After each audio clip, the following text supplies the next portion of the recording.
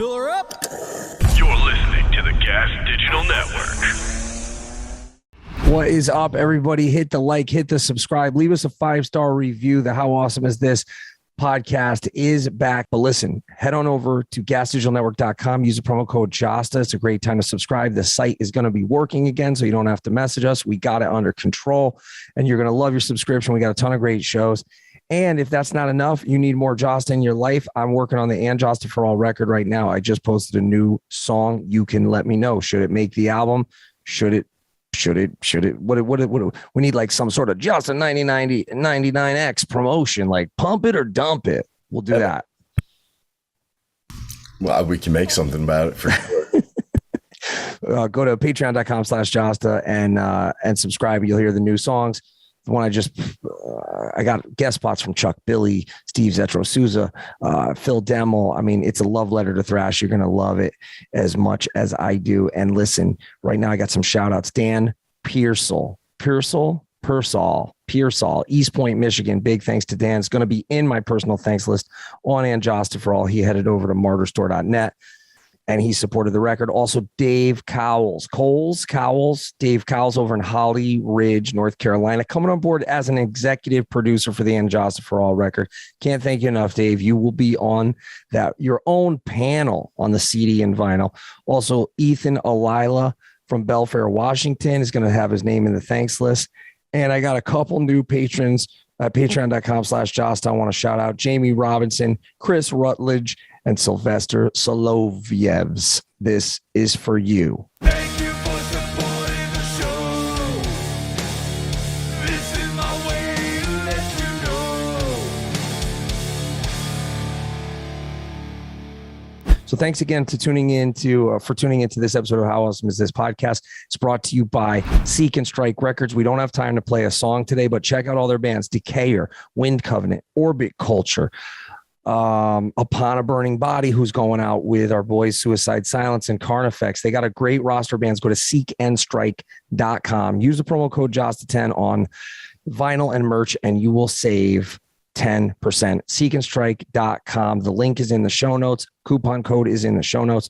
Also, anybody who ordered Jasta vinyl, I see some people put some notes in there. Please have Howard sign it.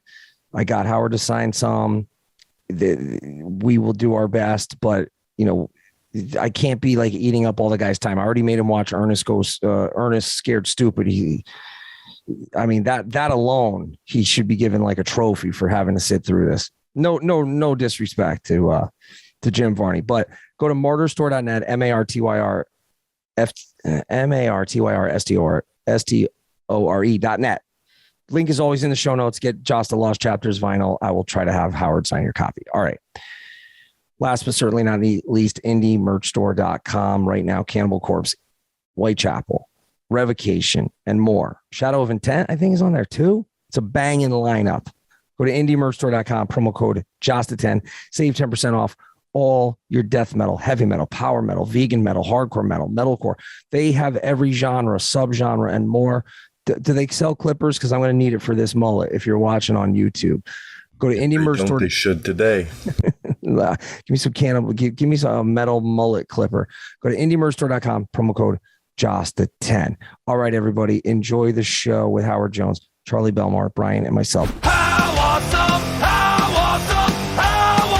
is this podcast? Hello, and welcome to the show. We watched the movie Exit Wounds, and let me tell you, Seagal, DMX, Michael Jai White, Tom Arnold, fucking Bill Dukes. The movie is utterly and completely ridiculous. Howard Jones is with us, Charlie Belmore, Brian McKay, Eva Mendes. Isn't that Eva Mendes? Yeah. Very young Eva Mendes. Uncomfortably young. Yeah. And I was waiting. I tried to find articles where either Eva Mendes or the Law and Order lady, she's great too, Jill Hennessy, had some sort of issue with Seagal. You don't say. Yeah, I couldn't find anything, but the film is supposedly takes place in Detroit. I didn't know Detroit had Timmy Hortons, so you could have fooled me. They definitely filmed that part in Hamilton, Ontario. Steven Seagal's character Orin Boyd plays Detroit Police Department detective in a and homicidal murderer. Yeah. And lives in a houseboat and drives an El Camino. He's a real champion of men. You know, the movie starts where he just walks himself into late, by the way. No. Walks He drives his El Camino there. He drives the El Camino into the vice president's speech, doesn't really get any resistance while walking in, flashes a badge that could be safe, sits down, you know, late, very late, like during the last two sentences of the vice president. Saying thank you. He said thank you. And he's like, just sit down. Like, you're like, no, don't even sit down. Just stay in the corner. And dude, this entire movie, he notices the slightest thing. Like somebody like coughs and he's like, I think that guy's gonna kill somebody. Like, what? Well, he focused on a man's earring. He saw an earring. He's got earrings. That probably means there's no way he's a policeman. He's got to be a killer. But how did his eye go to that of all things? Why couldn't he have like a weird like gang and neck tattoo, like, or something big so it was obvious? Crazy. Yeah, the earring is against the dress code of the Detroit Police Department. Is that what they were trying to say? and that's what caught his eye of all of that scene. That caught his eye. I feel like Steven Seagal wrote a lot of this movie. Oh yeah, those fight scenes proved it. Oh man. Well, I mean, let's start with why wasn't he? If he did save the vice president from a quote unquote right-wing Michigan militant group trying to kill that's totally him. Weird, and that would never happen. But anyways, keep going. Yeah, the feds would never set up a plot. Yeah. Would just everyone assume that he would have like a hero's fucking like welcome? He'd be making worldwide headlines to thwart this plot. Like, wouldn't he be on some tour? But instead, he gets demoted. I love like every other movie. This is the end of the movie. Like, you save the president or you save the vice president, and then you're like, you and the vice president like walk away and you make a joke getting a beer or something. This is how he opens the movie. Everybody involved is mad at him. People are trying to protect the president, getting shot to death, and they're looking at Seagal and they're like, "Get the hell out of here!" You're like, why? He's helping. We told nobody on the bridge. And you're like, "Are you part? Were you trying to say that you were part of this? Are you trying to kill the vice president?" And yeah, Bruce McGill's character, right? Bruce McGill, he's so great. This harkens back to a time where Bruce McGill could just be the bad guy or the sleazy cop or the sleazy politician in every movie. I absolutely loved that he thinks like immediately he's just like, earring, vice presidential assassination. And then he just goes and then doesn't tell anybody something's going on. It's like, I'm just gonna hop in the old El Camino and gun it and get this done. And then he sees one car pulled over and he just goes, "Hey," and then just murders them. Luckily, they were the bad guys. Apparently, he was watching the movie too, because I'm pretty sure he had no indication from what his eye line was that they were bad guys. We saw they were bad guys. And then he pulled in and just said, "Hey," and just shot him with that James Bond infinite bullet gun. I love that he just, like, at the slightest sign of anything, he just has his gun out, ready to shoot somebody in the chest. It is crazy. That was the most confusing shootout scene I've ever witnessed in a movie. That made no sense. And from their angle, it would just have been, it would have just been there. That wouldn't have been able to happen, right? You're not going to just shoot people dressed up as police, right? You're gonna try to like. That was the weirdest line. Oh, the bad guys they're dressed up as police, so there's no way we can tell the difference. So no police get on. You're like, no, the helicopter will be killing the other police. Whoever they're not shooting, they're probably the bad guys. Like we can figure this out. If I'm standing next to a policeman and he's shooting at me, I'm pretty sure he's not a good guy. But also, the vice president has Secret Service. Don't they know when someone flies into the airspace? Yeah. They don't know anything. Yeah. That's a thing that they have pretty much locked down these days. One of the first things I thought, I was like, how is a helicopter funny right now? How are they just like, oh, get that out of here? What? Baffling. I guess that scene on the bridge was shot like over a couple of days, and they had a lot of. What did I text you? I said Winnipeg, but it was. I think so. It was actually Calgary. I found an article on cinema.com that said one of the most difficult locations to secure was the large city bridge needed to film the movie's heart-stopping opening sequence. The filmmakers conducted an extensive search scouting bridges in a number of locations before settling on the Center Street Bridge in downtown Calgary, as my old bus driver would say. As luck would have it, the historic bridge had been undergoing a lengthy refurbishment and for a very short window would be available to the production prior to its reopening. In mid-September, a splinter unit was dispatched to Calgary. Oh, it was for 5 days to the delight of Calgarians, which I guess they were able to watch from the riverbanks. So the Exit Wounds production team held the bridge under siege with intricately staged explosions, gunfire, and low-flying helicopters. I mean, that would be pretty fucking cool to see, to watch them shoot it.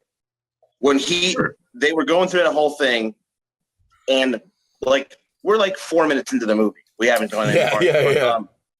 Like then I was giggling because all of his dialogue is horrible. Like when he shows up, they're like, "Get out of here!" And he goes, "I'm not talking." I wrote it down, and then I kept rewinding it. I was on a plane. I was flying down here to play a show with T, and I'm on the plane. And I keep rewinding it. I swear to God, he's trying to say "Mr. Vice President," but it sounds like he says, "Mr. My President, get in." And I kept rewinding it because I'm like, did he say "Mr. My President"? And I'm just like, I can't. I rewound it like 6 times, and I couldn't understand. And then I was like, all right, I kind of remember this movie like when I was in college or something. And I feel like he like loses his job or something. And I'm trying to remember, like, does he accidentally kill the vice president? Because I'm like, there's no way any of this is bad. And then because it says the vice president is like, like underwater or something in the paper, everybody's just like, you're the worst cop. Yeah, it was deciding at that point, okay, this is going to be a comedy, right? Because he throws him over the bridge. First of all, I love how they show the water shallow as fuck. Real quick, they show it, and you're like, wait, you can't throw him in that. It's too shallow. But then he does, and then from the other angle, it's like not shallow. I was like, why? What was that a mistake? And then they did that comedy ADR of "I can't swim." It's like, well, it's all right, They Mr. definitely President. added that in post. You're like, it's all right, Mr. Vice President. Once you land in that water, you won't be able to walk, so it'll be fine. Immediate crippling. There was a guy who served, Peter Werreiter. He served as a police technical advisor on the film. He's a 22-year veteran of the Los Angeles Police Department. 17 of those years were spent on the LAPD Special Weapons and Tactics and or SWAT team. At what point was he like, let's drive a bunch of motorcycle cops onto this bridge? Wouldn't he know that this is just completely ridiculous? They didn't even try to make it realistic. There'd be people on the other side of the bridge already because they always go over the bridge first, and then the people go across. And it made no sense. Like it was just like what, 2 cars in front of and they were just going over the bridge like nothing. For anybody who's ever been in a motorcade of any sort, high level security, needed for a politician or whatever. That was not how they would have done it. Seems very JFK to me. Very. Which, by the way, go watch the updated new Oliver Stone on documentary on Showtime. It was great. But okay. He loses his gig, and then all of a sudden, I just hear DMX on the soundtrack, and I'm like, what fuck is DMX? And people are just walking around, and he's got to go to rage class, and in the background, before rage class, he goes to that new precinct and blah blah blah blah, and then he has to go to rage class. DMX is dropping N-bombs the whole movie in his songs in the background, which is you immediately hear and you're just like, this feels weird. Yeah. I don't know why I'm hearing the character in the movies rapping. It's uncomfortable. I think they must have insisted that his music just be weaved throughout the movie. Yeah, because this was a big deal for him, because this was. You're talking at that time, DMX was a really big star. Oh yeah, he was trying to make the actual jump and retire from rapping and just do this. Yeah, and he had played, a big supporting role in Mission Accomplished. In Romeo Must Die, right? And that did really well. And this did pretty well too on a $30 million budget. I think this made 80 or 90 million at the box office. It did. And it was supposed to be 50 million in Russia. it was supposed to be Steven Seagal's return to the genre, right? So it was not. It was not. Well, because we did an episode on Marked for Death, but we had talked about doing Under Siege or Above the Law or Out for Justice. Really, those are the three. Or Hard to Kill. You would have to say that Steven Seagal, he had three, right? But if you wanted to say he had four, you would include, I think Under Siege is better than Marked for Death. It's his best. It's his best movie. Yeah. That's saying a lot. No, but I'm just saying, as a movie, it works. Yeah. You know what I mean? Right. Because if you want a psychopath, helping the environment, you would believe that Steven Seagal is that right psychopath to help the environment. Right? Let's take a second to talk about our returning sponsor, the one and only, one of my favorite soaps on the market. I'm talking about Fucking Good Soap. I use it every day. I got it in my basement bathroom, my first floor bathroom, and my upstairs bathroom. I got it in my fucking office bathroom. That's how fucking good soap is. That's how fucking good soap is. Look, everyone who's talking about supporting local and small businesses right now, trust me when I tell you, this is one that you want to support. Portland, Oregon, one of my favorite places to play. Shout out to the Roseland. We've had so many amazing shows there. And who would have thought that now some of my favorite concerts are from, my favorite soap is from. Comes in a variety of scents like espresso, cucumber melon, cherry almond, and their super popular Man Bar, which is Brian's favorite. The perfect mix. I used it today. They don't call you mahogany and musk McKay for nothing. It'll make your partner think they're finally dating a lumberjack. Go to fuckinggoodsoap.com. Use the promo code Jasta at checkout. You'll get 10% off your order. Seriously, check these guys out. They're not made of money, so they're taking a shot at sponsoring the show, and I really appreciate their support because I 100% use and love their product. It's the best $7 you can spend on a bar of soap because their soap is fucking awesome. Fuckinggoodsoap.com. Use the code Jasta, save 10% off your order. Now back to the show. So, but Above the Law, Hard to Kill, Marked for Death, Out for Justice. I mean, those are decent, right? But Under Siege, what about Under Siege 2? It's the Seagal's a bad cop saga. I don't even remember Under Siege 2. It was on a train. Yeah. Okay, well, this one was supposed to be the return. So you're talking, this is 10 years after Out for Justice and 11 years after Marked for Death. Mm-hmm. Because this was 2001, I think. It's so funny you're talking about this right now, Jamie, because literally my next note is, Jesus, Stevie Boy has lost a step on his delivery. That's what I wrote down. And he's just his pacing. He was talking to the new police chief, and it was just like so awkward. And then I don't know about you, like when he goes to the anger management class, it's so early in the movie, and I'm like, and then he's like trying to get up, and he can't sit in the seat because it's, you know, let's be honest, it's because he has a big belly, you know, but they don't want to play that joke. When he smashes that desk apart like it's made of cardboard. He breaks the desk. He breaks the desk apart, and you're like, is this going to be a comedy? And then in my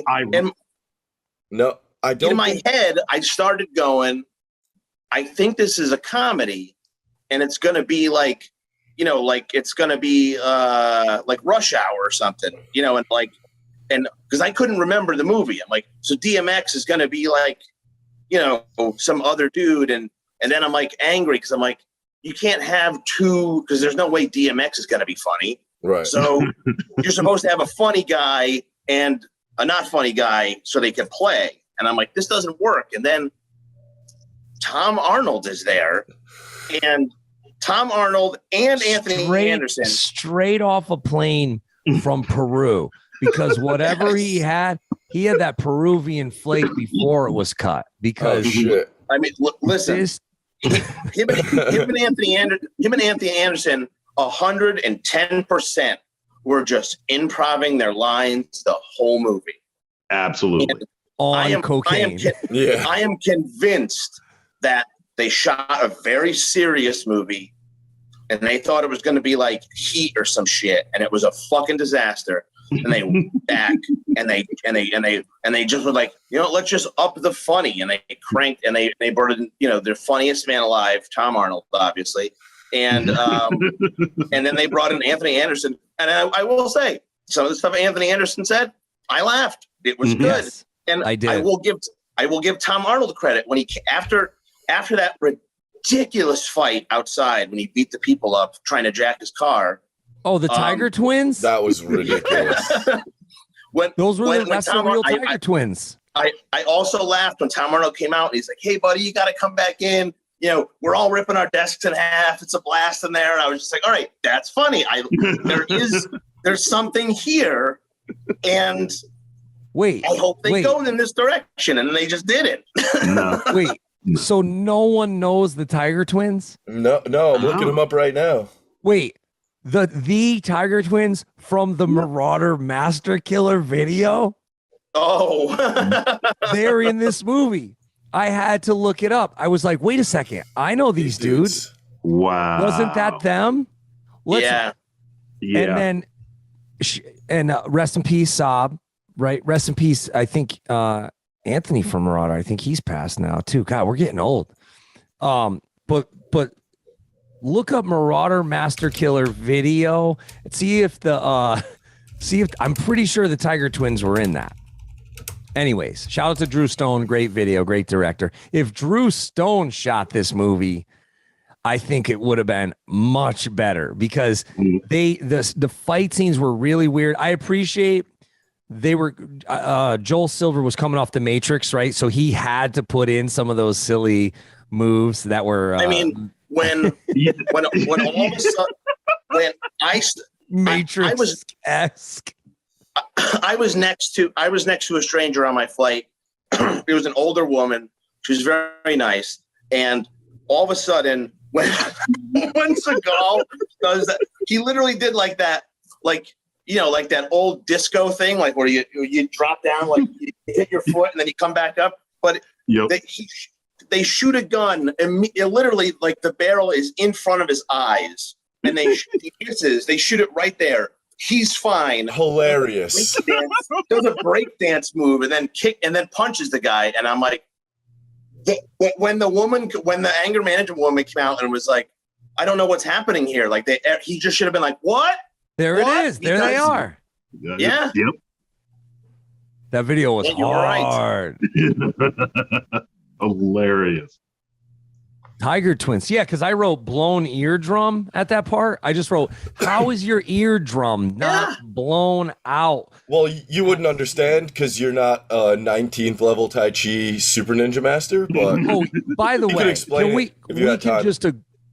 I'm glad you brought that up because we could just agree that now that Aikido or whatever his thing, if it was legit, we'd be seeing from this movie until now, we'd be seeing on World Star Hip Hop people actually having a practical use for Aikido in real life, which there is not, correct? I mean, Is there or is there not a practical use? You would see a lot more bent fingers in the UFC. That's what I'm saying, dude. There would be like a weird, like non-muscular, no muscle tone guy, like just tubby in the UFC, just touching a finger and the guy doing a backflip all the time. Just the touch of death everywhere. Like I text even you guys. that. Like you gotta admit, since some of these movies came out, we have seen World Star Hip Hop and YouTube fight videos, street fight videos, where at least occasionally someone gets choked out, unconscious. Some disciplines get used in street fights, and there's a practical use. Have we ever seen Aikido? No. And no disrespect to the Aikido fans and the Aikido masters out there. I'm just asking a question. No, listen, Brian, I texted the guys yesterday that Aikido or Aikido, however you say it, I apologize, I'm saying it wrong. It's fake anyway. It's akin to, it's like the bowling of karate where you can eat nachos while you're doing it. Like if I'm an athlete, I do Aikido, like that kind of shit. I mean, no, just be honest. If the bowling of martial arts. If the entire movie, friggin' Seagal was smoking a cigarette doing those moves, would any of the moves change?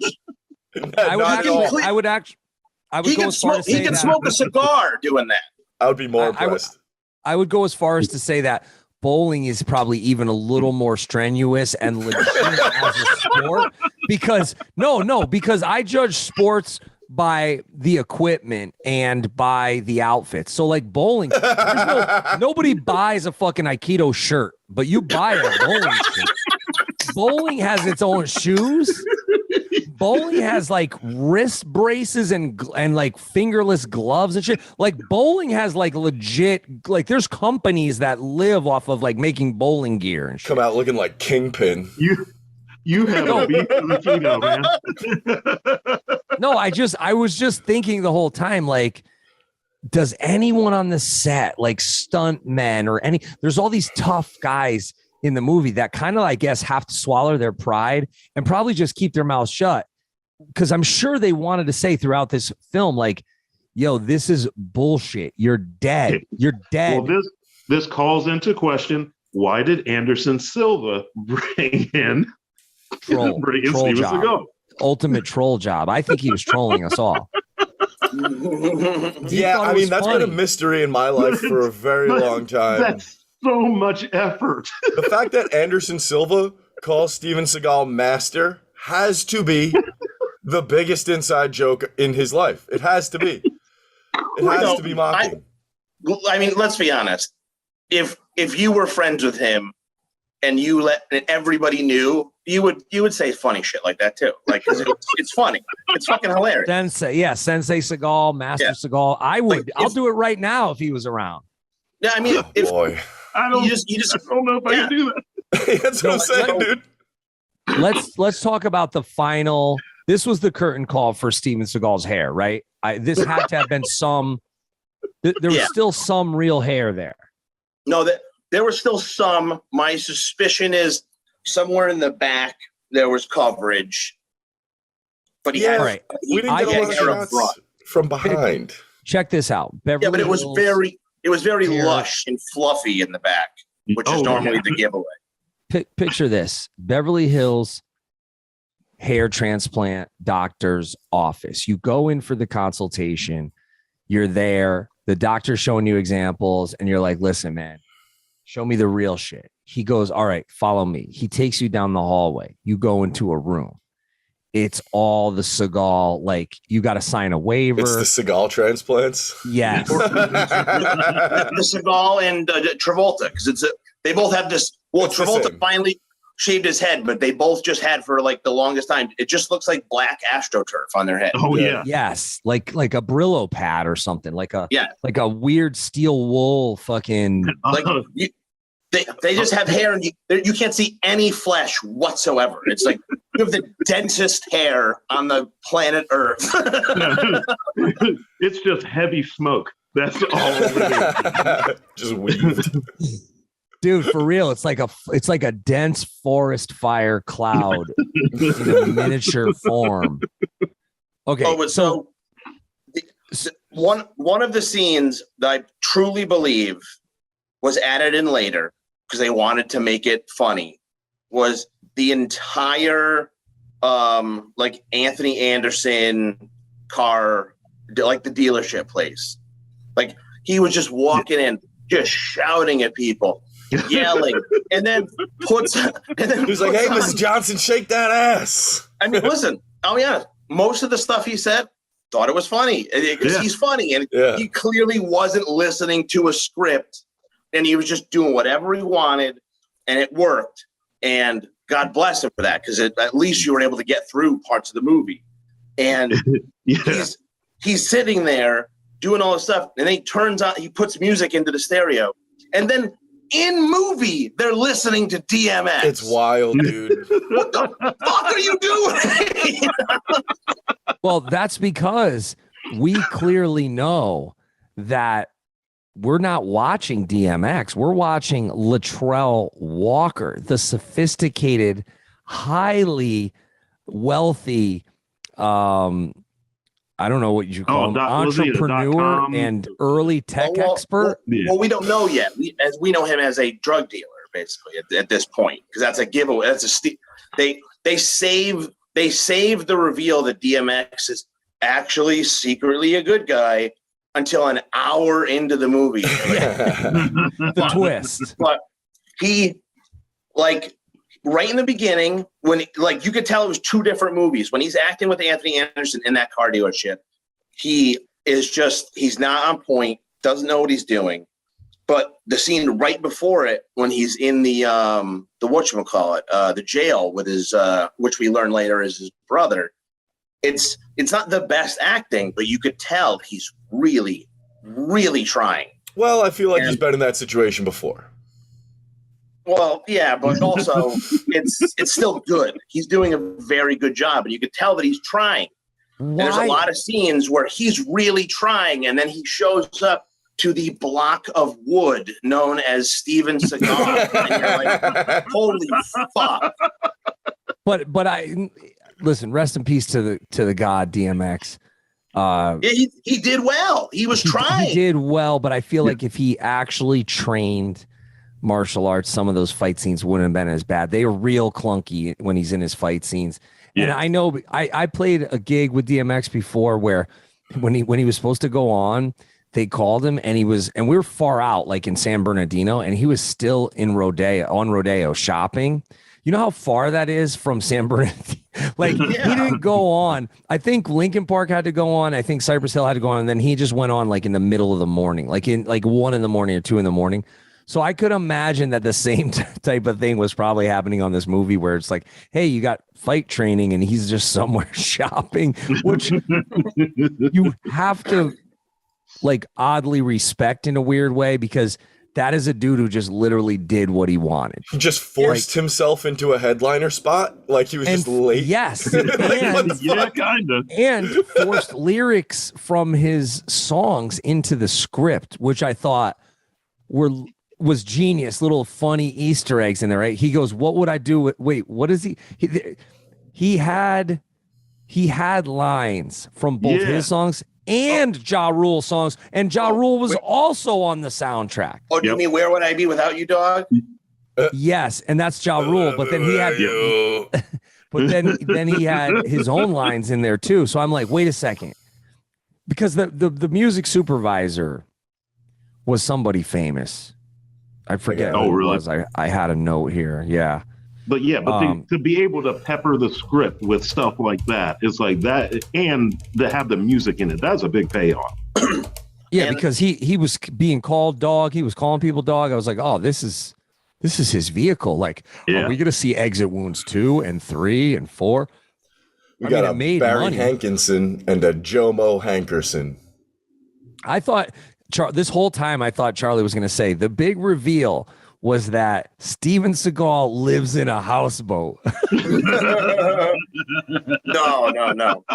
Because why? Why was that needed? What at what That's point? the classic, like since Rockford Files, the cops are always staying in some weird, funny that he has no place. Roots, and he's a man who wanders the world. No, why not a trailer park? And that he's ruined every relationship. Yeah. Nobody loves him. Why not a trailer park? I don't know. Well, trailer parks are classless, Jamie. Steven Seagal would never be caught dead in one. Yeah, he wants to look like a romantic comedy from the mid '90s and be an unmarried woman and live in a houseboat, because that's like there was like 6 movies where they did that in the '90s. But an unmarried woman. I feel like he dialed back the wobbly, jangly arms in this a little bit. You didn't see him running too much. Well, he was wearing just like a tight leather coat the whole time. It's hard to run in that, you know? Well, when he walks, he wants to do it. Like, even when he's walking, he wants to do that thing. Don't do it. Don't do it. A little wonky. I mean, he had 10 years for his Aikido to train his arms to not wobble around when he walks. So he used his discipline to work on his arms. Paul Scally makes a good point in the chat. Paul Scally makes a good point in the chat there. How fucking cold is it in Detroit on a houseboat? Oh, your stuff would just freeze in the water and you'll just destroy it. Yeah, I mean, it would.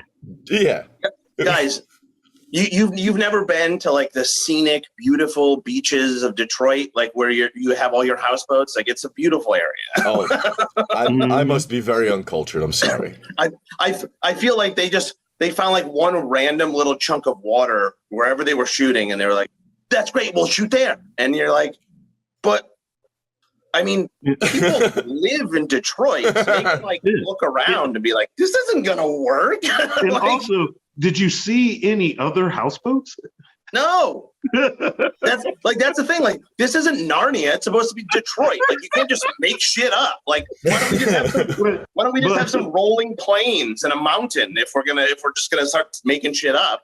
That was definitely added day of. I felt like that was some sort of scout. They 110% were driving by and like their main location got fucked, and they're like, "This is so great.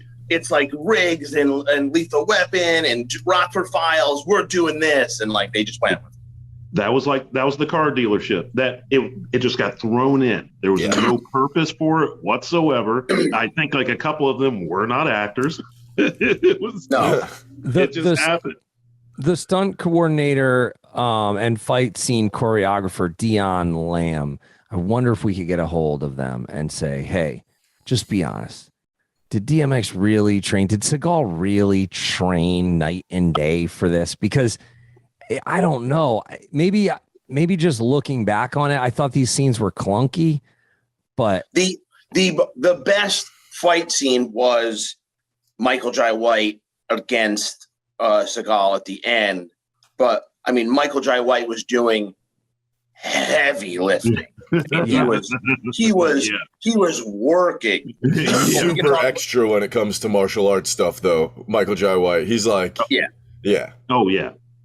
And Seagal has publicly dissed him, which I found to just be him projecting his own insecurity and inadequacy. Because I was like, wait, Michael Jai White is not a tough dude in real life. Like you don't even have, like, you have no muscles. Range. Yeah, he'll fight you. He looks like he's been training for as long as Steven Seagal says he has. Yeah. Yeah, he's so ripped, jacked in this movie. Oh yeah. It's insane. And then the other dude, I was like, who is this dude? I was like, is he in WWE? The other cop, they all have the most ridiculous names. Montini. No one's named Montini. The big, it was just some random, big jack dude, just like to be threatening to be like the number 2, like that you have to fight at some point, which then just kind of just never, like, all that just dissolved. But I feel like that would have been a perfect role for Brian Bosworth. Yeah, dude, the Boz could have been in that role. I agree. And the taser scene was, I laughed out loud. Well, at that. Let's not miss the right before the taser scene. Seagal is driving his car for some reason. Because I noticed it when the Tiger Twins were there too. Like the dealer sticker on the window was still there. So like I was angry. The car was driving by that chemical plant or whatever, and I see the dealer sticker. So I'm like, what the fuck? Why wouldn't they take the stickers off? Production said don't take the tags off so we can return it. So they're driving around, and then literally a man flicks a cigarette, and he just looks at the cigarette and goes, there's a secret drug dealer going on nearby. Well, and if I look quick, I'll see the spot. There he is. And he didn't notice the drug dealer until he saw, was that Anthony Anderson in the bushes, and he's like, oh look, there's some sort of weird creep, and then Steven Seagal used his super sleuthing powers to figure it out as he was interrogating Anthony Anderson. But he assumed something was amiss. Well, like somebody flicking a cigarette, and he was like, "That's not normal." Now, multiple he noticed that there was a cigarettes on the street. Multiple cigarettes on the street, which just goes back into what you were saying earlier, which is how the his intuition was mixed with Spidey sense somehow. Yeah. No, he told the director, he's like, look, I gotta look like the best detective. I gotta look like I got an edge on everybody, and I see things that others don't. And I got to agree with Jay Kolshevsky in the chat here, because he said, did Tom Arnold save this movie? The closing credits were amazing. And I did think at the end, I was like, I want to see a Tom Arnold, Anthony Anderson podcast in the same or talk show in a we will absolutely Maury be discussing style, because that was wackadoodle. But that, like, they could have just hold on. I've got to say before I forget, the end, I know for a fact, and I don't know for a fact, but I just want to say that I know for a fact that someone was like, let's just give these 2 cocaine and film it, and that'll be the credits. The entire ending credits was traditional improv, which is just yes and because if you listened, one of them would say something, the other one would agree and expound, and then they would go back and forth, and they were talking about like playing with nipples and getting high, and you're like, what in the fuck is going on? This is the best part of the movie. Yeah, but it's so offsetting to what I just fucking saw. Yeah, it is out of place. So I have a huge issue with the end of this movie. Why is it okay that DMX can wear whiteface, but when I put on blackface, I get kicked out of the ground round? Hey, it was shot in Canada, where the prime minister is a lover of that style Halloween costume. Let's just say that. The ground round was probably approached as a location for this movie. Hamilton, Ontario is where they shot a lot of these scenes. The production designer Paul Asterberry and the director Andrzej Bartkowiak spent many hours during pre-production coming up with an overall vision for the film. Andre wanted it very minimal, very stylized, but a very big city feel. So he pushed the envelope a bit, and even through the story into being taken place in Detroit. But in the book, did you know this was based off a book? popping. Yes. Yes. Listen, Exit Wounds is DMX's third theatrical film. It was his first to get a traditional Friday release, as both of his previous movies, Belly in 1998 and Romeo Must Die in 2000, had rare Wednesday openings in movie theaters. And it is based off the book about ex-cop turned novelist John Westermann. I wonder what kind of details they left out in the movie that you got in the book. Well, it says it bears, everything I've read here says the film bears little resemblance to the novel. Shocking. and that justifies the laughter. But I love, like, there's that whole, what's his name? Seagal shows up to investigate that crime, and he goes out to the police truck or whatever, and they have a video of the crime, and he's like, pause it right there. He goes, okay, and he goes, can you zoom in? And I audibly, I'm next to an old woman. I just audibly go, fuck you, because you're like, no, this isn't Blade Runner, motherfucker. You can't just enhance. Like, you can't. What the fuck are you talking about? Can you get that in? Fuck you. It's a VHS tape. Yeah, and you're in a truck. You're in a gas-powered truck that just pulled up 4 minutes ago, and you think they have the technology in this fucking truck to zoom in? Zoom and enhance, please. Yeah. What about when they're fighting in the van, and every time they show the van, you can just see through the van, and there's no one in the van. While the van is driving. So I'm like, oh wait, no. They're just ducking down, or they're fighting on the ground of the van, which we can't see during that part, right? Wasn't he handcuffed to the roof or the ceiling? Yes. Like, what? Yeah. I mean, how do you win a fight against multiple guys handcuffed to a ceiling? I'm like, this is such a bad idea. You don't understand. I'm an Aikido grandmaster. No amount of men can beat me. What about him riding a motorcycle and the body double, the stuntman on the motorcycle? And then when they flash to Seagal so quickly, because the motorcycle's obviously mounted on a trailer. Yes. And it's so funny. I paused it. Yeah, I caught that too. I will say one of my I don't know why.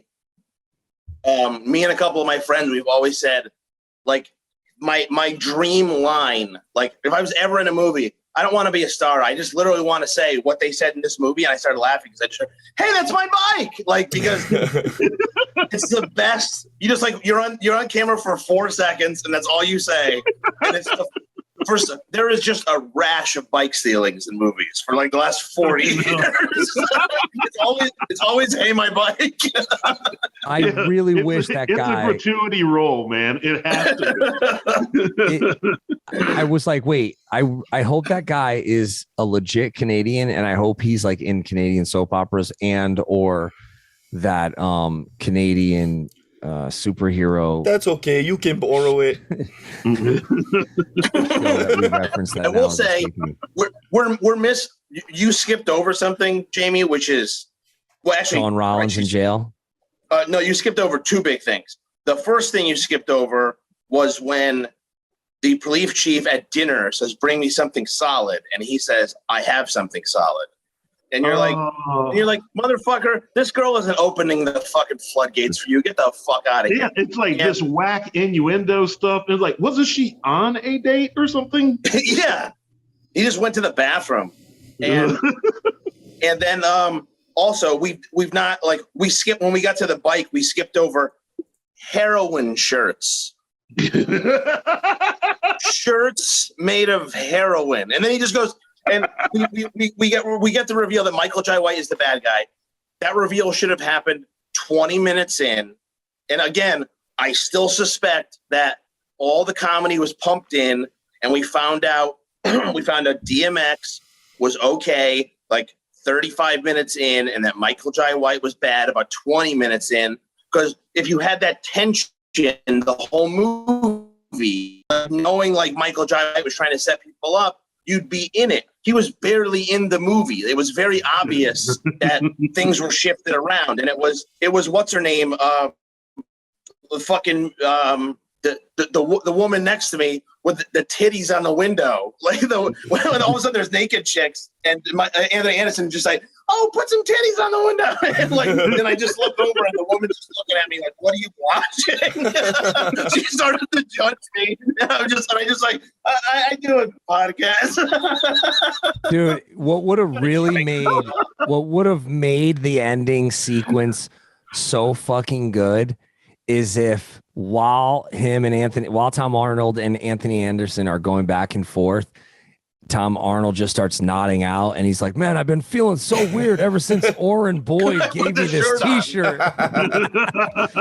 But they do impregnate a lot of things. Like if you watch any of those Netflix documentaries or any of those little clips on YouTube where they interview former drug smugglers, they do impregnate some pretty crazy shit with drugs that then disassemble and get the pure drug out of. I just love their explanation. Like, yeah, we just infuse it in the shirt and then you ship it. The dogs can't test it, and then you just extract it later. You're and like, how? And DMX didn't say, oh, okay, how? Yeah. That seems like a huge component that we need to know. You're like, heroin shirts, got it. Yeah, okay, all right, heroin shirts. It makes logical sense. I'm not going to ask any more questions because it's so obvious that you just put heroin in a fabric shirt and then it just extracts itself, I guess. Like, I pull a tab, like, fuck. And I'm sure it's cheap. And the dogs can't sniff it because, if you put like cocaine on your shirt, they can't smell it. No. We need to see the outtakes, especially from the anger management classes and the club scenes. Tom Arnold, for sure. There is video of Tom Arnold trying to break an actual desk for like trying several tons minutes. of cocaine, and it's probably like piss your pants hilarious. They just didn't put it in. Hot mic audio from that film. I will say now it's disappointing. People should have been talking to him. They should have been talking to Seagal hard for years and just being like, listen, you still do your thing, but then we just make it funny. And I'm telling you, it'll work. Like if it 3 or 4 years later, they could have just said, listen, look at Jackie Chan. He does all of his shit, but he's hilarious. Everybody else in the movie is hilarious. And he's the only one that's kind of doing his own thing. And it'll work. But it's very, very obvious they were trying to make this funny because there were just moments where it was just like the Groundlings. And you're like, what the fuck is happening here? And then the next second, he's just like, it's so many, it's just obvious they just kept reshooting it because so many characters just disappear. Like his partner, he had a partner for a minute and then he just wasn't there for 20 minutes. Oh yeah. Now when he's getting chased on the motorcycle, like there was another dude that kind of looked like the partner, but then I'm certain that there was a scene or two of his partner driving a car or shooting, and it was just the dude. And I'm like, this is just an extra shot.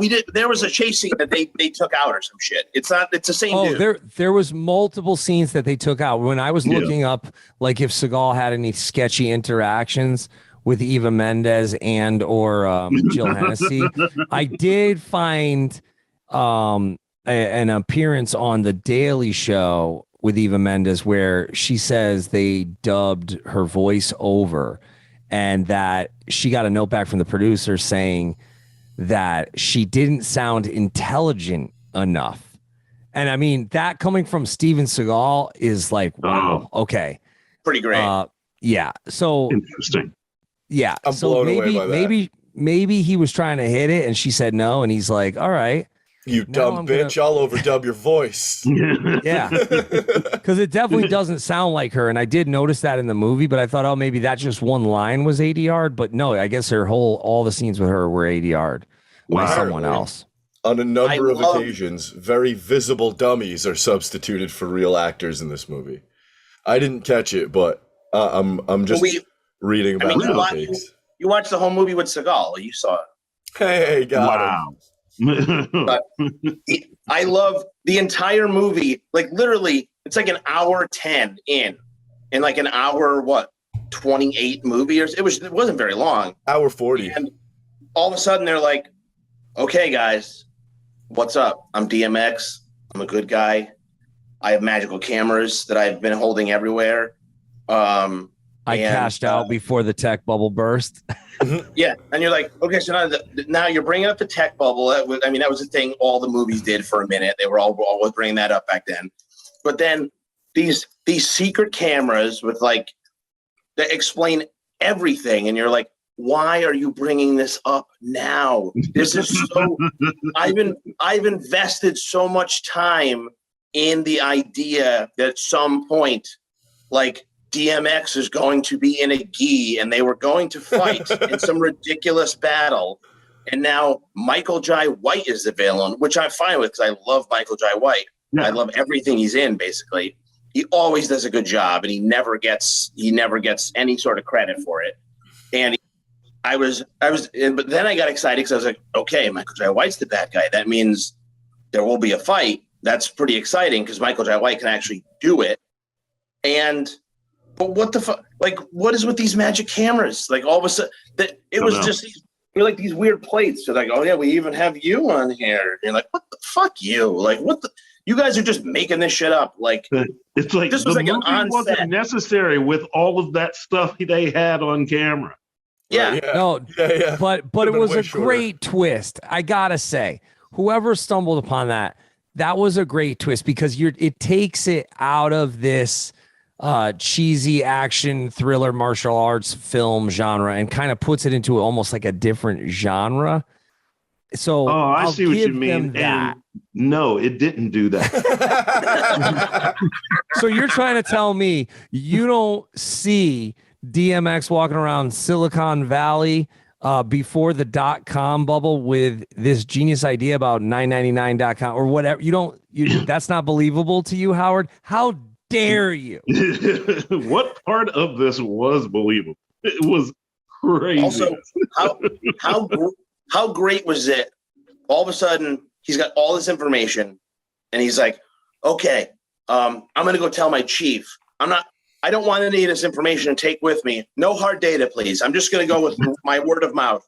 And then he goes to the chief, and he tells the chief, and then the criminals see that he's talking to the chief, and they immediately try to kill both of them. And you're like, no, corrupt cops wouldn't do that. They would just go find DMX and kill him now. Right. So because he's got them on video everywhere for their entire life, or at least the last 20 years. Yeah, breaking all sorts of laws. And he's like basically DMX is like the fucking he's like the Snowden or right? Like I love that idea. Like, these criminals are criminal masterminds, and they've been running this joint forever. And then they're like, you know what? Instead of killing our drug dealer, let's kill the chief, because that won't set up any red flags whatsoever. Like, a drug dealer being killed, that happens all the time, especially in movies. Like, it apparently happens every 45 minutes if you just watch action movies. Sure. But like, you could just go there. Like, they're like, let's just chop the knees off this thing instead of chopping the head off, because that won't create any problems at all. Well, it is Detroit. Yeah. Howard. All the clubs that you've played throughout your career and all the backstages you've been in and all the promoters' offices have you been in, has there once ever been a Shark Tank in the back? I'll take a look at that. I'm going to look around at Harpo's when I'm there again. Because I know what people are going to write me. They're going, yeah, dude, well, you play shithole clubs, but actually, like, the real dance clubs and shit, like the clubs that make money, where the people, like the club owners and the bar owners, reinvest, like they want to have like a nice office. I know I'll get like one dude will email me that, but no, I've been in the dance clubs as well, and I've been in the promoters' offices and the management. It doesn't look like this guy, or the office in the Double Deuce from Roadhouse. Like, it always looks like a weird basement with an angry guy with one interrogator light over him. And he tells you that somehow, even though the place is sold out, he actually lost money tonight. And then that's what a promoter's room looks like. The Double Deuce. There's never a Shark Tank. Or, Yeah. or You want to know why? Because when somebody comes in to get paid, if you have a Shark Tank in there, you're going to be like, you're clearly doing fine. the Star Trek door. Never once have I seen that at any venue. But it for sure is in venues, but you have to kick it to open it. Yeah. Hey, but you do get it on buses, and half the time they don't work. Yeah. And you need to stop off in the middle of the night to get some sort of weird compressor or some weird fucking air tank. We're out of air. And then you got to climb out the window to get out and take a shit because you're locked in the back lounge. All right, let's go to the chat before we get out of here. And thanks to everybody from Patreon joining us today. We got Joseph Nelms, we got John Lampinski, we got Ryan Williams, Paul Scally, Nick Fowler, Matt Yankowskis, Andy Wilson, Vincent Jewell, Jake Olszewski, and you're never pressured to ask on the mic, but you're more than welcome if you want to unmute yourself, or you could just ask a question in the chat. Joseph Nelm says, do Roadhouse next. You know, the thing about Roadhouse is that I've seen it so many times and there's been so many podcasts about it. I just don't know if I have anything to add. Like Roadhouse Revisited, would we have to call it? Like, it's kind of an iconic film, you know. Yeah, and I mean, every time I watch it, I come. So I don't know if I want to. I mean, we could do a podcast about the remake that was going to star Ronda Rousey and all the different things I heard about that. No, that probably wouldn't have went over too well. Ron House. She's not the best actor. No, she really isn't. John Lampinski, and this is coming from someone that will gladly admit that I can't act, but But you're also not trying to remake Roadhouse. Yeah. John Lampinski says, off topic, but every episode of Nightman is available for free on Prime Video. Thank you. I was going to say, the guy who said, you reminded me, the guy who said, that's my bike. I was like, was that Nightman? Real quick. I mean, it was shot in Canada. Okay. So before we get out of here, I'm going to say I was surprised that this movie was fun. It wasn't as painful as I thought it was going to be. I mean, it was painful in some parts. Seagal, Seagal. Yeah, I know he's low hanging fruit at this point. Everybody, you go on YouTube and just search Steven Seagal, and there's endless videos of him just getting fucking roasted. He doesn't make it hard. Yeah, he doesn't. No. But this was, I think, this was it for him as far as a big budget film with a somewhat well put together cast and, good stunt coordination and explosions and, pretty big budget film. Really quickly, the whole scene with DMX and his belt and the shotgun and everything, he gets behind those, those big bags of stuff. And a gunman runs into the room, closes the door. I thought the gun stun was a fun idea, but they kill all music. So it's completely silent. And he's got bracelets on like I do, and he's fiddling with his belt. And all you hear is, yeah. and like this guy would just start pumping those bags, like, but he's just like looking around like this idiot, just staring. Like for some reason he's like staring up, like in the corners of the wall, and you're like, what are you, the worst gunman of all time? Like are you looking for Spider-Man? And he was fiddling with his belt. It was so funny because you're just like, we would hear you. Like that dude's like a T-Rex, man. He's a visual hunter. for anybody that's like ever had a sleepover, you know how loud that one person is making fucking noise around the corner. Like it's like you're fiddling with a belt, attaching it to a shotgun that's going to make some sounds. But the Dude. shotgun stunt was good. I thought that part was great fun. idea. Just the execution was a little whack. It was great. I wish that he like did a little prayer to God right before he did that and said, "I'm about to lose my mind up in here" or something. he needed that big line, and so did Seagal. Neither of them. Like, was this at a point in action films where they were like, "Hey, we can't have the big line anymore"? Like they didn't even have the big line for the trailer or anything.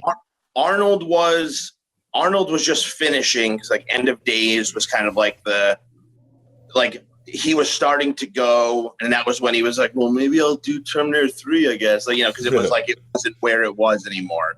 Mm-hmm. And so I think that was when like Stallone was like doing, like he was like trying to be serious and he couldn't get work, and that was like he did that like F1 racing movie, like where he was like an old race car driver and everything. Like it was not what? Yeah, there's a movie where Stallone is like a race car driver, and like I think Burt Reynolds is his boss or something. Like it's this whole thing. God. But What? It was a like an old driver, young driver thing. Driven, there you go. And it was fine for what I remember seeing it, and I was like, this is fine, because I was like, I hope Stallone's doing good, because they were like in the late 90s, they were disappearing, because they were getting older, because I guess they didn't realize that, I can just do steroids and I'll just stay on TV for the next 20 years. Everybody like they're doing now, which is great. I appreciate it. But I feel like when Stallone and Arnold weren't doing those, it was like, well, maybe we won't do the big catchphrases. We won't do any of that right now. And like, I agree with you, Jamie. If he had 5 or 6 catchphrases in this, it probably could have re-sparked the whole thing, if he'd done it. Because Seagal fancies himself like a Clint Eastwood type of character, but yet he doesn't have a go ahead, make my day. He doesn't have a, trust. He just says, I'm just the cook. Or whatever. I'm just the cook. That's all he's got, right? Yeah. Yeah. Yeah. And the police chief said, "You're fired," after he killed the bad cop. There really wasn't much payoff when it came to the dialogue. So Howard, what on a scale of awesomeness, what do you give this 1 out of 10? I'll give it a 5. And then what would have been the better vehicle or franchise for both DMX and Michael Jai White? Because I feel like they really, like they're after this, they both really kind of missed out on that big franchise or that big next movie. Because I felt like this was successful enough where they could have used this as a jumping point. That's the thing. I don't think it was the jump off. I remember seeing the commercials for this movie, and I'm like, I think this is going to be disappointing. And it's kind of what it was. But right before all those franchises coming out, like Fast and the Furious, and what was the other one? Like how does Michael Jai White not have what was the one with Chris Tucker and Jackie Chan? You know why? It's because Michael Jai White is super bad at delivering dialogue. It's literally been his whole thing. It's the whole reason why he's never gotten huge. It's because he's awful at dialogue. Really? So, but why not give him something that has, more of like a Vin Diesel type of vehicle where he doesn't have to have a ton of dialogue and just could look badass and fucking. Like, he kind of hams it up. I think he's good at dialogue, but he does it in a specific way where he's like hamming it up, like he's having fun when he says stuff. He could be in a Sam Raimi flick. Yeah, he needs. I'm surprised he didn't have a comic book vehicle. Like, I'm surprised nobody gave him. He was in a Black Dynamite. He was in Black Dynamite. Okay, but remember when Image was supposed to do a bunch of movies? Oh, well, he was gonna be Bloodshot. Remember he was also Spawn. Was he Spawn?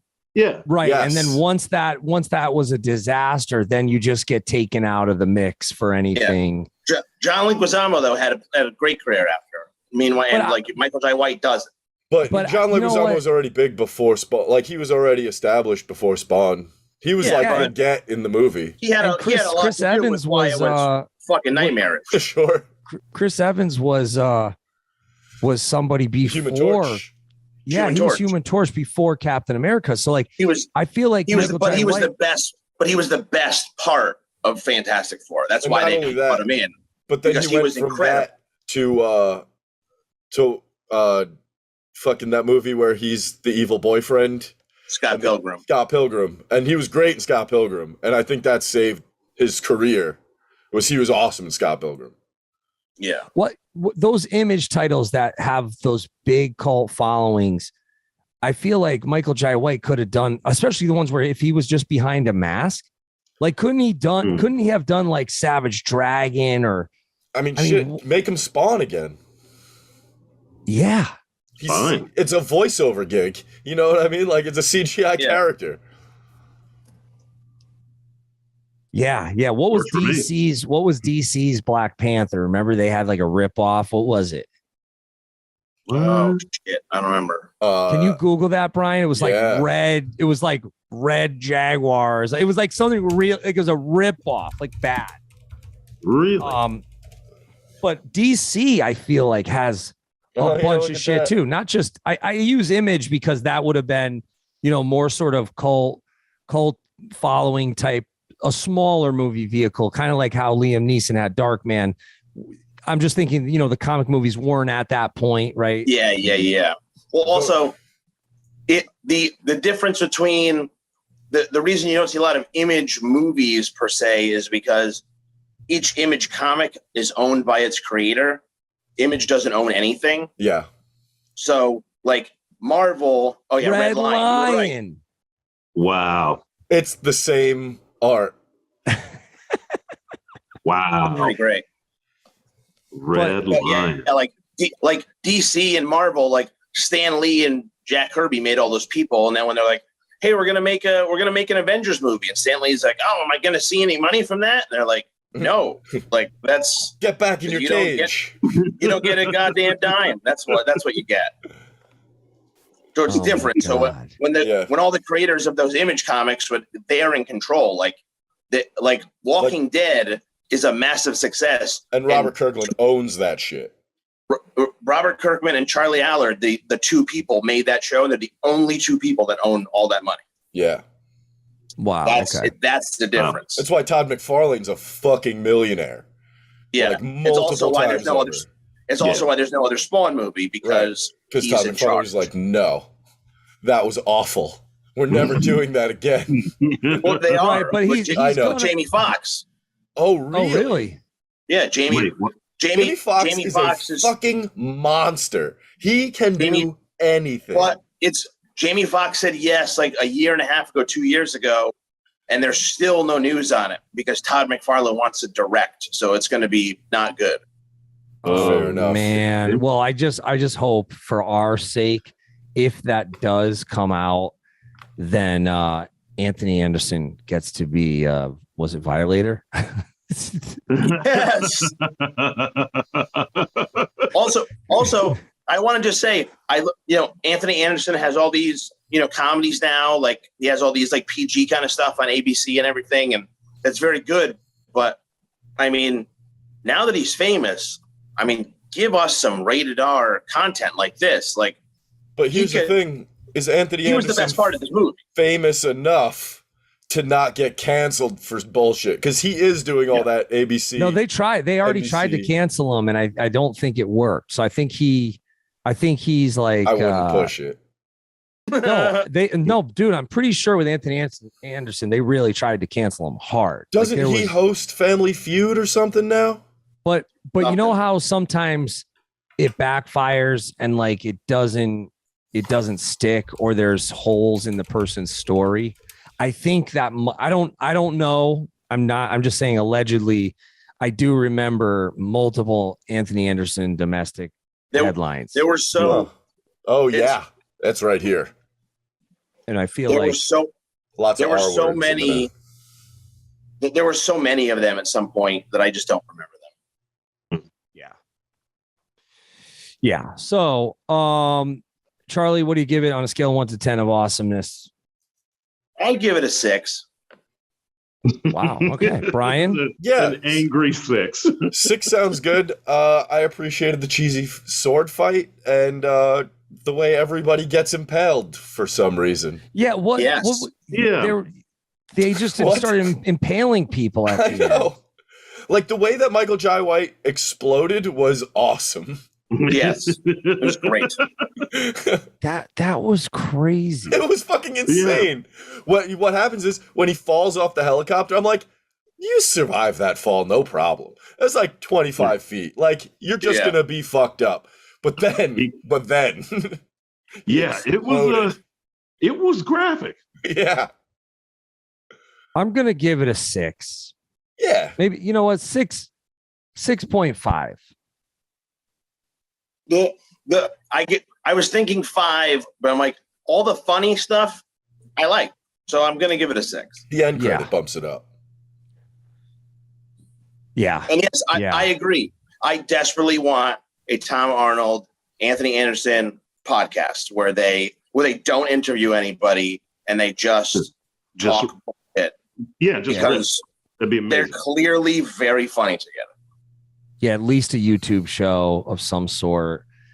And yeah, let's get it. What could be the vehicle for Michael Jai White? Do we need to get like a Facebook fan group for him started? Like, I think we need to back him. I feel like there's like 10 of those already. Like Yeah. Really? Yeah, he has a cult following. Yeah. Yo, they want to remake the Power Rangers, like that R-rated Power Rangers movie, and Michael Jai White should be in that. Have you not seen this? They want to make an R-rated one. Yeah. The dude who played What? Tommy. Have you never seen this? The fucking We've been talking about this and nobody knows what we're talking about. No, Like, dude, it's crazy. Hold on, I'm just gonna give you the title. it's crazy because what's his face who did Torque did it and Saban made him take it down, right? Yeah. Because it was right around the same time they were making another kids Power Rangers movie. So look up. It's right here. It says Joseph Kahn's Power Rangers: Dark and Violent R-rated reimagining. It's fucking awesome. Oh, I think I do remember this now. I sort of. And they got the dude who played the White Ranger to come back because this is literally the only thing he has a foot in. So it's Jason Tommy. David Frank.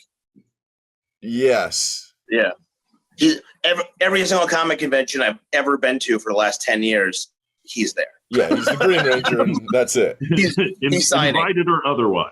Yeah. Yeah, he's always like every other convention I've seen, every wrestling convention, Virgil's there. He's like Jason David Frank is Comic-Con's Virgil. He's just always there. Not anymore, right? Hey there, auto mechanics and super cool do-it-yourself guys. You know what time it is, baby. That's right. Rock Auto is back on the show.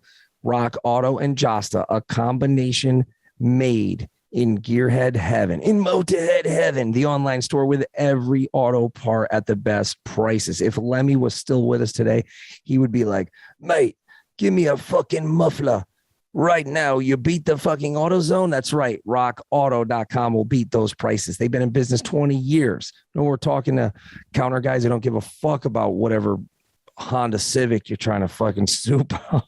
Go to rockauto.com. You can easily find everything you need, whether you're a mechanic, an auto shop employee, or just working on your own car. rockauto.com. Tell them you heard about them here on the Jasta Show. rockauto.com. No promo code needed because the prices are so low and so killer. rockauto.com. Now back to the show. You know how they'll do the TV version of something, but then there's like the movie version of something. Mhm. And so like they had the TV Buffy the Vampire Slayer, but then they had the movie version, right? And was it the same actors? No. No. And then so I feel like what if they did Blade, but for episodic TV? Couldn't Michael Jai White be the episodic TV Blade? Well, they got this. Didn't they do Mahershala Ali is Blade. Yeah, Yeah. but that's for the film. Like But I feel like it's the same thing now. Now the Yeah, films and the TV are intercrossing and interconnected, so they would Didn't one of the dudes from Onyx do the TV show Blade? Yes. Sticky Fingers was Blade on yes. the TV show. Oh my God, you're right. Yeah. Holy don't- shit. I don't remember that, but I'm going to go look. I think it was like on BET. I Was think it? so, dude. Yeah, Holy Great shit. memory. Great memory. or sci-fi. Wow. It was like it was like BET or sci-fi, but like Sticky Yeah, I didn't Fingers watch was Blade it, but I for. just remember it. They did like 2 seasons, I think. But remember how Holy shit. CW had a deal and they were doing DC, right? I think it was CW Network. They were Yeah, doing they still DC. Yeah, Oh, yeah. they're ending Good. all that. Oh, They're doing okay. like a big ending thing soon, from what I hear. Oh, well. Good. But the DC stuff that they got on, what is it on? Is DC on HBO Max. HBO, HBO Max. Oh yeah, that stuff is great. Like Doom Patrol is awesome. Oh, Doom Patrol is Yeah. awesome. Yeah. I thought you were going to be talking about like Justice League and shit. I was about to be like, Howard, no. No, Yeah, Right, Doom- because they do Doom Young Patrol. Justice. or Brendan what else Fraser. They do. Yeah, Brendan Fraser, man. He's fucking Doom great. in Patrol's it. fantastic. It's It's bizarre. It's what fantastic. else did they do on that? Oh yeah, Show about the kids is I think is a DC Titans. property, right? Yeah, Titans. Titans is great. Real violent too. Yeah, Titans is. You said something about it months ago, and I was like, all right, maybe I'll watch it. And then I ended up watching it, and it was Yeah, actually fucking awesome. Yeah, Yeah. Jamie, you like Titans big time. I almost watched that Superman Man of Tomorrow one, the animated one. Oh, yeah, that's good. Yeah, animated Superman are usually very good. Yeah, I just wanted The to see live Lobo. action ones you got to stay away from. They can actually. I mean, punch people. Michael Jai White could be Lobo. Why not? that'd be amazing. That would actually. His delivery would be perfect for Lobo. Yeah. Yeah. And he could have Yeah, the that would long work. hair and he could have the beard and the fucking right. I mean, shit. I heard that Lobo is great in that Superman Man of Tomorrow. Yeah. All right. Yeah, I wonder who voices it. I should look up and who voices Lobo in that. But shout out to Schlumpf, my European tour manager, because he used to say Lobo is hard. Ryan. They make a Lobo movie. So Lobo is a real anti-hero. Lobo is hard, not like Freddy Krueger jumping out of a pizza at a fucking birthday party for children. it's Opie. Opie from Sons of Anarchy does Lobo's voice. Oh, No okay. way. Yeah. Okay. All right, guys. Thank you for the time. Thanks everybody from Patreon. Let's not decide on another film. Right now. Yeah. Let's just wait. Although we will do one before this month is over. Our ulcers just can't take it. Yeah, and you start to wonder, okay, I'm never getting this time back, so maybe we should watch movies that are a little more enjoyable, just a little more because it is a lot of time. No, but we do have fun. We do have fun trashing it if it's really bad. So Yeah, I think it works. That's the best part. I know. And yeah. All right. Well, let's sleep on it. All right. I mean, I have a trailer I could show you right now. What is that? That fucking movie Lamb. Oh yeah, let's watch that. I've heard it's crazy. That's all I've heard. I mean, we could watch that one. That was one that I was going to watch anyways. I'm trying to make it so it's ones that I'm going to watch anyways. Not that I have to be like forced into. Because if you said we were going to do another Seagal, I was going to try to veto that. If you said let's go back to JCVD, I was definitely going to veto that. I mean, I did want to talk about Seagal fighting Mike Tyson and we could watch that on YouTube. Oh wait, Brian, I don't think it lets you show the trailers anymore. Right? Yeah. I can play this trailer. Oh, you can? It's just I was waiting to cue it up. This is homegirl from Alien Covenant, who I love. Yeah. And she's in the Girl with the Dragon Tattoo, or what is her other big movie? Yeah, she was the Naomi original Watts? girl with the dragon tattoo.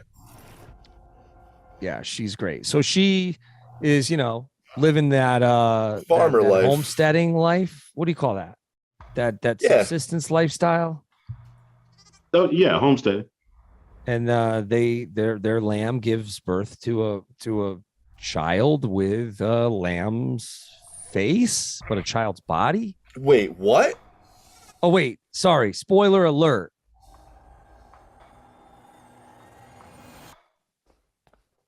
You see it right there real quick. So I guess it's not a spoiler if it's in the trailer.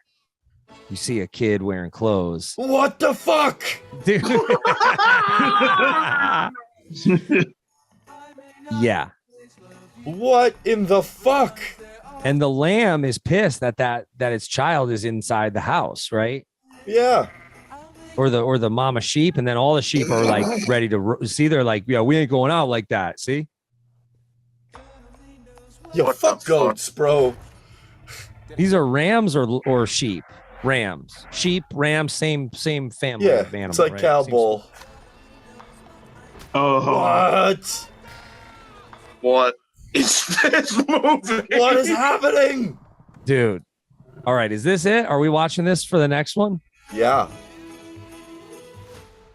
I'm into it. That was fucking strange as hell. Because we thought Border was weird.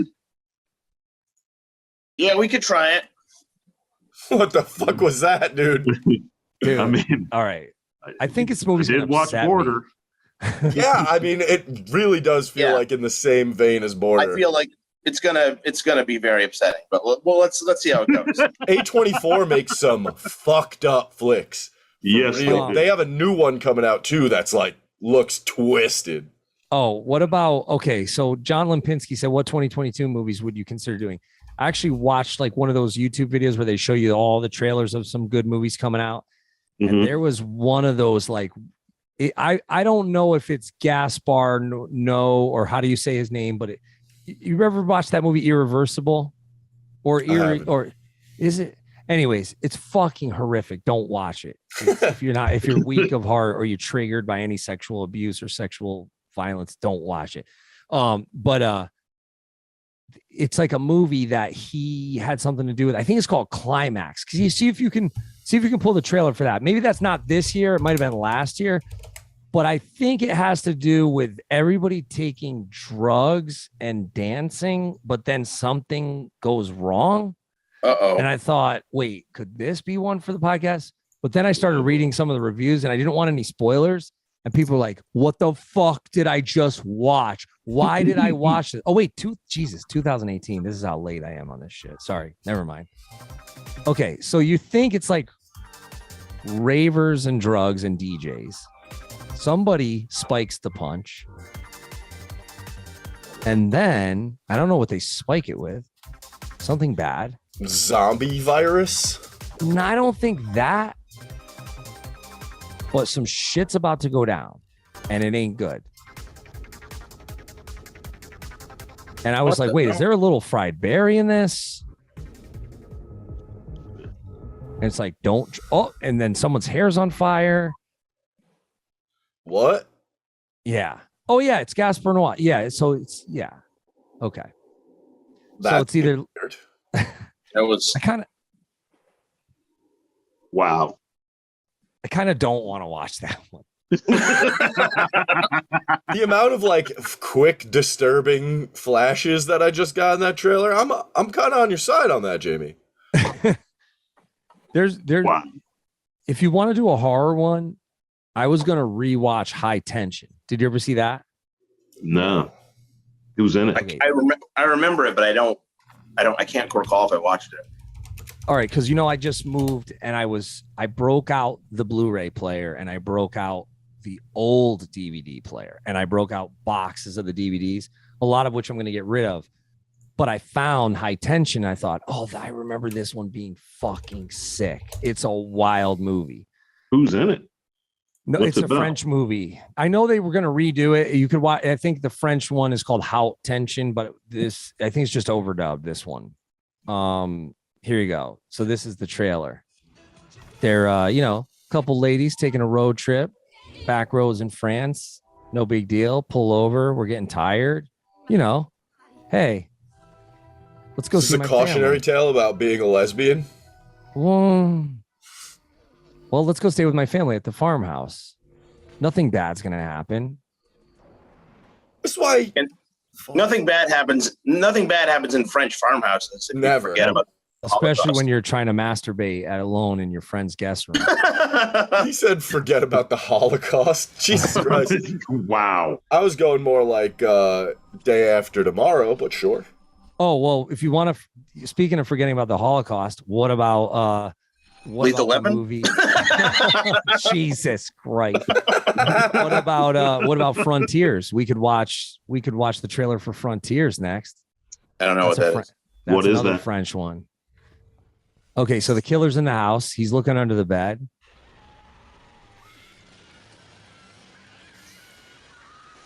I have a memory of this. Okay. Let's watch the trailer for Frontiers before we get out of here. That one's good. High Tension's good too. Frontiers. I think if you just put Frontiers French horror film, this is the one that we watched on the Kingdom of Sorrow bus where Kenny was just yelling at the TV. What the fuck? The entire time. This is another. So there's like race riots going on, and okay, let's see. Is the trailer in English? Can you turn up the volume? It's not playing any sound yet. Okay.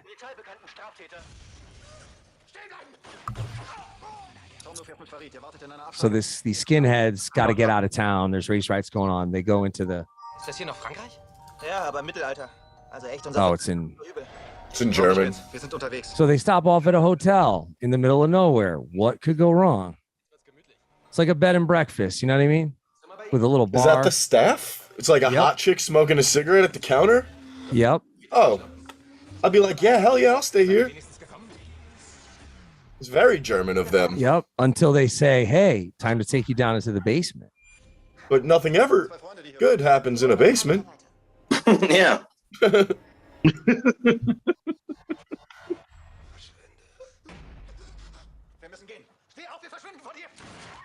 It's like, we got to get out of Jesus. here. Oh no, dude. This shit. Oh. No. Yeah, this is bad. It's very German. This movie is very German. It's French, German. Yeah, I don't know. There's some. Oh, this Ooh, is going to cross some lines. yeah, there's some Achilles tendon stuff happening here. No, thank you. No, no, no. No, please no. Oh no. This movie is bat shit crazy. Ah. Bat shit crazy. Like you're gonna be like, what the fuck did I just watch? Well, they're showing like a lot of the movie in the trailer. This is the uncut full trailer. Oh, okay. All right. Because I would imagine that I'd watch that. Let's stick to Lamb because it's a different type of upsetting. Yeah.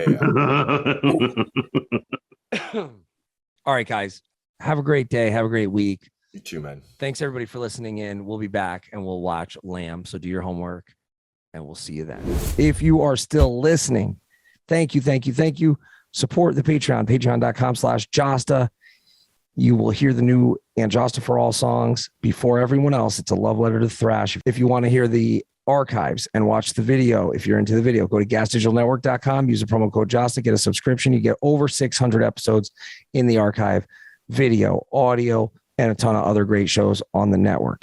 If you want the new vinyl, 200 on brown, 300 on white, you can go to martyrstore.net, search, what's that? Baby Exclusive. Baby shit brown vinyl. Hey, listen, when the pressing plant only has brown vinyl left, you left beggars can't be choosers.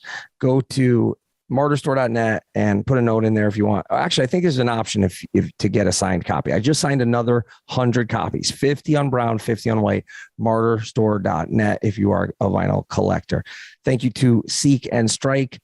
Support all their bands. They got a great roster of bands: Orbit Culture, Decayer, Wind Covenant, Upon a Burning Body, and so many others. Seekandstrike.com, promo code Jasta10. Link is in the show notes.